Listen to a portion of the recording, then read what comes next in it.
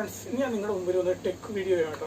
ഒരു സാധാരണ നല്ല സ്പീഡിൽ ഒരു SSD ഹാർഡ് ഡിസ്ക് ഉണ്ടാക്കണം. ഇങ്ങനെ പോയാലും മേടിക്കണമെങ്കിൽ 350 ദർഹംസിൻ്റെ അടുത്ത് മുകളിൽ വരും. അതായത് നാട്ടിലൊരു 7000 രൂപയുടെ അടുത്ത് വരും. പക്ഷേ അത്രയും രൂപ പോലും മുടക്കില്ലാതെ നമുക്ക് സിമ്പിളായിട്ട് ഏകദേശം ഒരു 3000-4000 രൂപയിൽ താഴെ എക്സ്പെൻസോട് കൂടി നല്ലൊരു അടിപൊളി SSD ഹാർഡ് ഡിസ്ക് ഉണ്ടാക്കി, അത് 1 TB SSD ഹാർഡ് ഡിസ്ക് ഉണ്ടാക്കിയെടുക്കുക. അതെങ്ങനെയാണ് ഇന്നത്തെ വീഡിയോ നിങ്ങളെ പരിചയപ്പെടുന്നത്. അപ്പോൾ വീഡിയോയിലേക്ക് പോകുന്നതിന് മുമ്പ് നിങ്ങൾ കണ്ടുപിടിക്കുന്ന ടിനോ ടോക്കീസിൻ്റെ വീഡിയോ ആണ്. ഈ യൂട്യൂബ് ചാനൽ നിങ്ങൾ ആദ്യമായിട്ട് കാണുന്ന ഇപ്പോൾ തന്നെ സബ്സ്ക്രൈബ് ചെയ്യുക, താഴെ കാണുന്ന ബെൽ ബട്ടൺ എനേബിൾ. അപ്പോൾ ഞാൻ ചെയ്യുന്ന വീഡിയോ നിങ്ങൾക്ക് നോട്ടിഫിക്കേഷൻ ആയിരിക്കുന്നത്. അപ്പോൾ എങ്ങനെയാണെന്ന് നോക്കാം.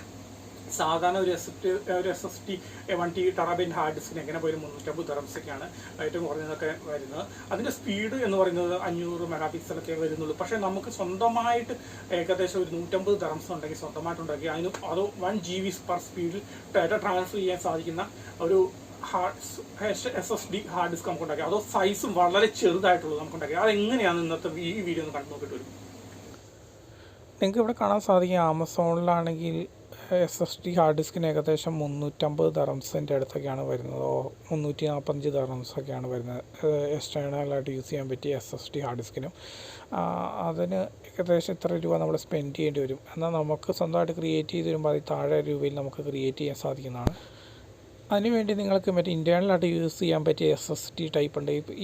ഈ കാണുന്ന മോഡൽ അതിന് ഏകദേശം 130 ദർഹംസ് താഴെ വരുന്നുള്ളൂ. 130 ഓഫർ പ്രൈസ് അനുസരിച്ചാണ് 113 ദർഹംസ് അതിന് വരുന്നുള്ളൂ. അതുപോലത്തെ ഒരു SSD ഹാർഡ് ഡിസ്കും മേടിക്കുക. റാം ഒരിൻ്റെ സൈസുള്ള അതിന് പോലത്തെ നമുക്കൊരു കവറും മേടിക്കാൻ കിട്ടും. 59 ദർഹംസ് 60 ദർഹംസേ വരുന്നുള്ളൂ. ഇതുപോലത്തെ ഒരു കവറും മേടിക്കാൻ കിട്ടും. അങ്ങനെ ഇട്ട് ആ കവറിൻ്റെ ഉള്ളിൽ ഇത് കയറ്റി ഇട്ട് കഴിഞ്ഞാൽ നമുക്കിത് എക്സ്റ്റേണൽ SSD ആയിട്ട് ഈസി ആയിട്ട് യൂസ് ചെയ്യാം. അതിൽ കൂടുതൽ സ്പീഡിൽ ഡേറ്റ ട്രാൻസ്ഫർ ചെയ്യാനും സാധിക്കുന്നതാണ്. അതായത് നേരെ പകുതി വിലയ്ക്ക് നമുക്ക് നല്ല സ്പീഡിൽ ട്രാൻസ്ഫർ ചെയ്യാൻ പറ്റിയ ഒരു SSD നമുക്ക് സ്വന്തമായി ഉണ്ടാക്കിയെടുക്കാം.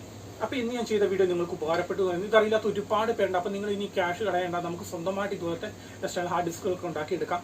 അപ്പം ഇത് മാക്സിമം മറ്റുള്ളവരിലേക്ക് ഷെയർ ചെയ്യുക, സപ്പോർട്ട് ചെയ്യുക. ഇതുപോലത്തെ പുതിയ ഇൻഫോർമേറ്റീവ് വീഡിയോ നമുക്ക് വീണ്ടും കാണാം. Good bye.